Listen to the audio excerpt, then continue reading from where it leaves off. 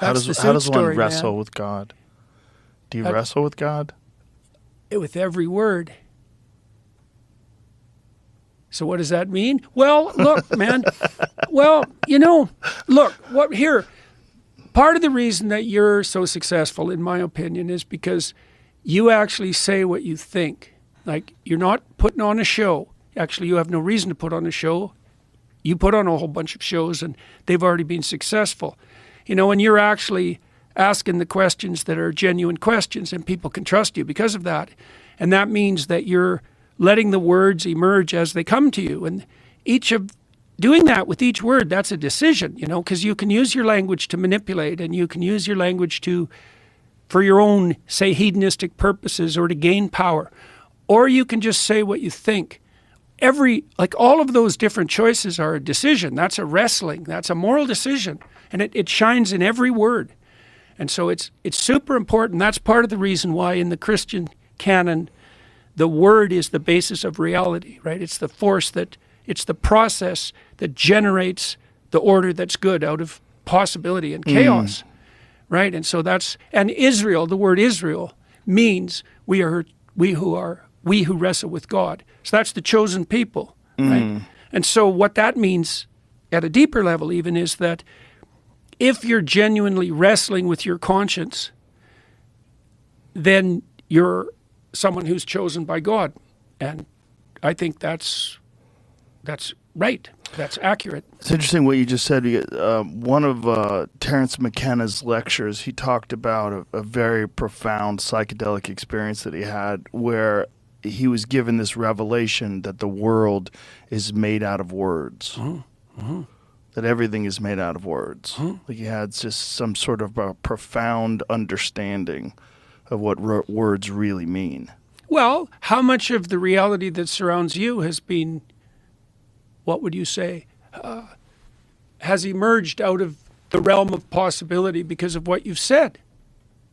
A lot. And you've had this huge influence on the world that's all a consequence, almost all a consequence of what you've said. And so there's an insistence in the Judeo-Christian canon that that the capacity that words have to shape possibility is akin or identical to the process that generates reality itself.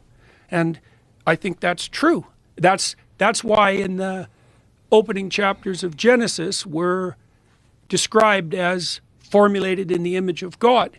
We're like a microcosm of the process that gives rise to order itself. It's a very different view than the bottom-up materialistic view, let's say, of the Enlightenment and the scientific world. It's a different way of looking at things. It's the notion that what is in front of you is a field of indeterminate possibility.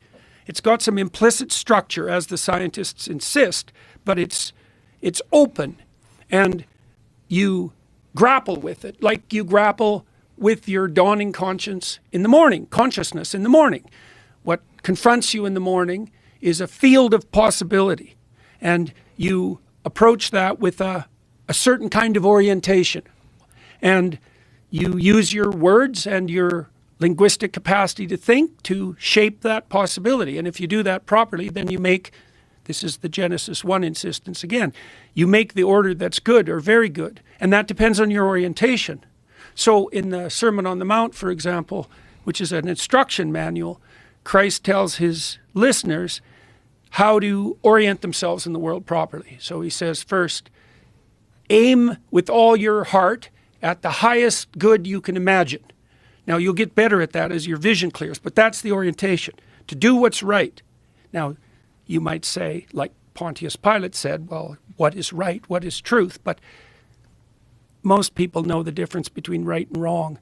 You know, at least step by step, what would move you forward and upward. So you orient yourself to the highest possible upward place. Then you make the assumption that other people have the same intrinsic value that you do. So that's your initial aim and presumption. And then you pay attention to the moment. And that's often the statement that gets Christ confused with the hippies, to consider the lilies of the field who don't toil or spin.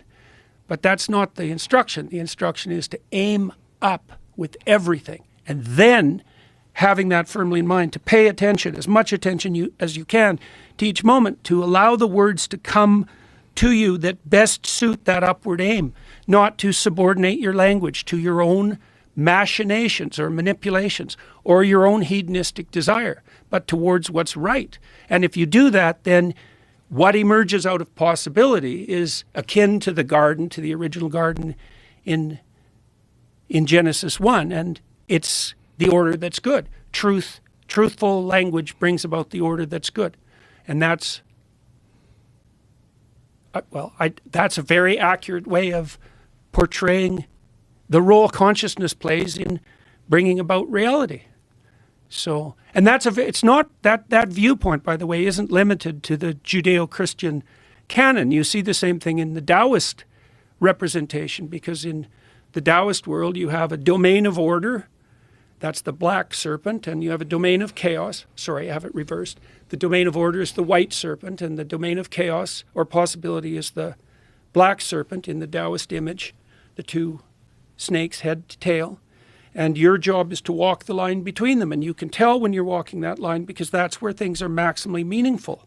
And so that's another element of this vision, which is that if you orient yourself with upward aim and you straddle the line between order and chaos, then things become maximally meaningful around you. So, and Musk, I just did a podcast with Elon Musk, and he talked about resolving his existential crisis, the existential crisis that he experienced when he was about 11 or 12. It was a crisis of faith, essentially. And the way that he resolved that and then motivated himself so intensely was by understanding that if he pursued the path of the expansion of knowledge, that would be intrinsically meaningful. That's the path of growth. That's the path of adventure. All of that. And it's aligned with what matures you and makes you more responsible and sets the world in order. And the instinct of meaning signifies all that.